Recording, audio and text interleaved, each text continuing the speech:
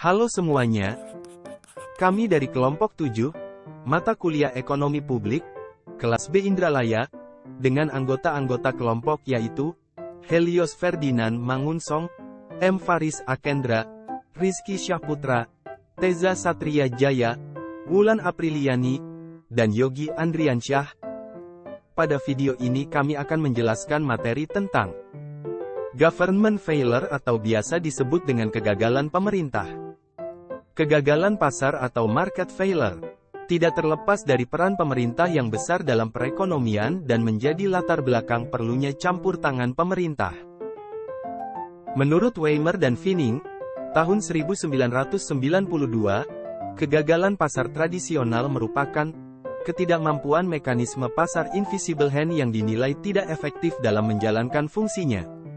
Kegagalan pasar inilah yang menjadikan salah satu alasan pemerintah turun tangan dalam perekonomian supaya masyarakat dalam hal kesejahteraan dapat optimal. Secara garis besar, peran pemerintah adalah alokasi sumber daya, regulator, kesejahteraan sosial, dan pengelolaan ekonomi makro. Namun, peran pemerintah malah sering menciptakan kegagalan atau government failure yang dapat berdampak pada kondisi suatu negara. Faktor penyebab kegagalan pemerintah terbagi dalam dua jenis. Yang pertama yaitu commotion failures, dan yang kedua yaitu failures of commotion. Commotion failures contohnya adalah inefisiensi pada BUMN, seperti pemborosan dalam program investasi, dan defisit anggaran BUMN. Contohnya yaitu memburuknya fasilitas transportasi dan komunikasi, yang menyebabkan naiknya biaya aktivitas sektor publik dan swasta. Menurut Mangku Subroto tahun 1999, kegagalan pemerintah dipengaruhi oleh 4 hal, yaitu: yang pertama, informasi terbatas. Kebijakan pemerintah banyak sekali yang tidak dapat dampaknya karena sangat rumit dan sulit diperhitungkan. Contohnya, kebijakan penghapusan subsidi pupuk bagi petani, yang sangat sulit diperhitungkan akurasi dampak bagi masyarakat. Kedua, pengawasan terbatas dari reaksi swasta. Kebijakan pemerintah akan selalu menimbulkan reaksi swasta, yang akan seringkali tidak dapat dicegah reaksinya. Contohnya, pemerintah menurunkan subsidi BBM, yang menyebabkan pemilik mobil bensin beralih ke mobil solar, yang justru menyebabkan permintaan solar naik dan harga ikut naik. Ditambah lagi hak kepemilikan jenis mobil di tangan pribadi, pemerintah tidak dapat mencegah atau melarang seseorang memiliki mobil bensin atau solar. Yang ketiga adalah pengawasan terbatas atas perilaku birokrat.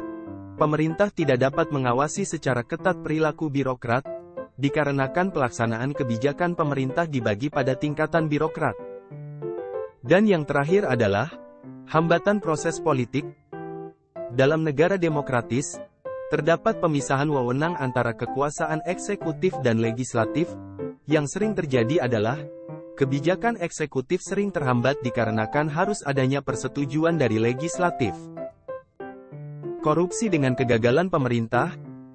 Menurut Barton tahun 2000, kegagalan pemerintah disebabkan oleh dua hal yaitu insentif para birokrat untuk memburu kepentingan, dan lemahnya kontrol atas birokrasi, yang menghasilkan dan memunculkan korupsi besar-besaran dan begitu nyata. Bisa kita lihat, negara maju dengan tingkat korupsi rendah, peran pemerintah hanya sebatas pembuat kebijakan dan peraturan saja, dengan harapan peran swasta dapat optimal. Jika kita lihat berdasarkan indikator Control of Corruption, negara yang korupsinya tinggi memiliki tingkat Control of Corruption rendah, dan sebaliknya. Hal ini menyebabkan situasi sosial yang menjurus kepada sistem yang buruk dan tidak efektif. Kegagalan pasar dan kegagalan pemerintah. Di Indonesia, kegagalan pemerintah sebagian besar terjadi karena kesalahan pengambilan keputusan dalam menangani kegagalan pasar, yang terjadi di pasar karena ulah produsen. Misalnya, harga minyak yang melambung naik, menyebabkan pemerintah menetapkan subsidi harga minyak, namun kebijakan dinilai kurang tepat, dikarenakan menambah beban negara, dan tidak tepatnya sasaran subsidi yang mengarah ke menengah atas. Kebijakan ini menyebabkan alokasi minyak tidak sempurna, dan menyebabkan produsen enggan produksi minyak.